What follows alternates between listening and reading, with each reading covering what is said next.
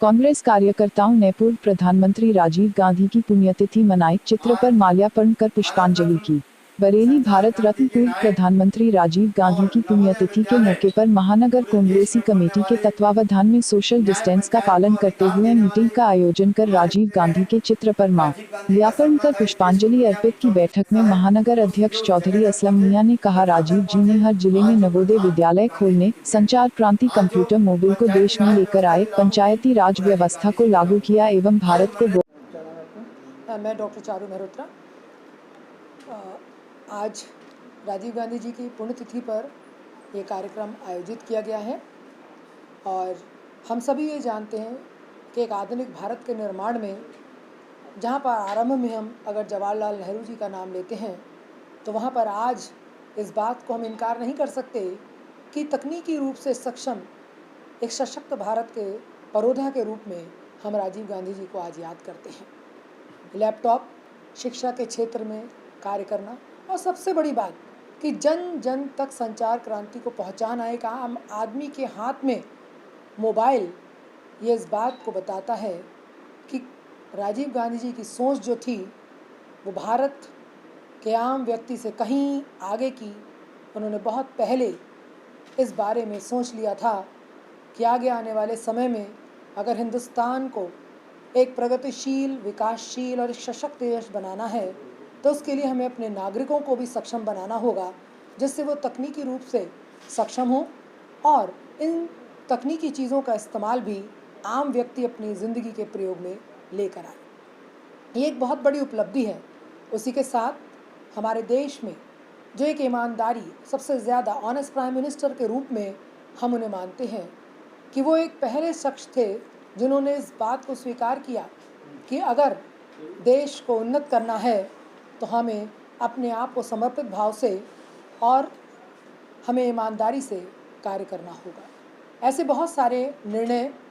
जिनको लेने में शायद आज वर्तमान की सरकार भी इतनी सक्षम नहीं है और बहुत सारे नियम जो उन्होंने बनाए, कानून जो उन्होंने बनाए या उन्होंने जिन योजनाओं के नाम दिए, नाम बदल कर भले ही आज वर्तमान सरकार अपने नाम पर वाहवाही लेने की कोशिश करे, लेकिन मूल में अगर देखा जाए तो उन सभी योजनाओं को क्रमशः अगर हम देखें तो उनकी शुरुआत करने वाले राजीव गांधी ही थे, जिन्होंने इस आधुनिक भारत को आज इस स्तर पर पहुंचाया कि आज सभी लोग उसी का सहारा लेकर, क्योंकि जब उन्होंने कंप्यूटर क्रांति लाए तो हमारी यही पार्टियां, राजनीतिक पार्टियां कह रही थी कि देश बहुत गरीब है, यहाँ के लोग बहुत गरीब हैं, यहाँ पे मोबाइल की ज़रूरत नहीं है, रोज़गार की ज़रूरत है। लेकिन वो जानते थे कि रोज़गार के साथ साथ हमें तकनीकी रूप से भी सक्षम होना पड़ेगा। जैसे कि चीन, अगर आज वो हमारे बीच में होते तो ज़रूर, आज तो हम केवल कल्पना कर रहे हैं इस कोविड महामारी के बाद कि शायद भारत एक बहुत बड़ा विश्व का बाज़ार के रूप में उभर कर आए, लेकिन केवल बातों से थोड़ी होगा। क्या हमने अपने मज़दूरों को जो है कॉटेज इंडस्ट्रीज़ के लेवल तक सक्षम बना पाए हैं? नहीं बना पाए हैं। जबकि चाइना में एक आम गरीब गांव-गांव तक का व्यक्ति भी तकनीकी शिक्षा में माहिर है। इसीलिए चीन ने पूरे विश्व के बाज़ार पर अपना कब्जा कर रखा है और हर व्यक्ति की पसंद की चीज़ें बनाई हैं, जिसे उच्च वर्ग से लेकर निम्न वर्ग तक के लोग उसे सस्ते और एक टिकाऊ उपभोक्ता के रूप में उन चीज़ों का इस्तेमाल करता है। अगर राहुल गांधी जी आज जिंदा होते तो बात ये बिल्कुल सही थी कि आज भारत विश्व व्यापार में एक अग्रगणी नाम होता और हमारा नाम आज चाइना के स्थान पर होता, क्योंकि उनकी सोच ऐसी थी। नवोदय विद्यालय बनाने का उनका लक्ष्य यही था कि जिससे हमारे बच्चे शुरू में ही शैक्षिक और व्यावहारिक दोनों ही शिक्षाओं को प्राप्त करें, जिससे वो ज़िंदगी में अपने जीवन में रोज़गार को ले पाएँ और स्किल्ड,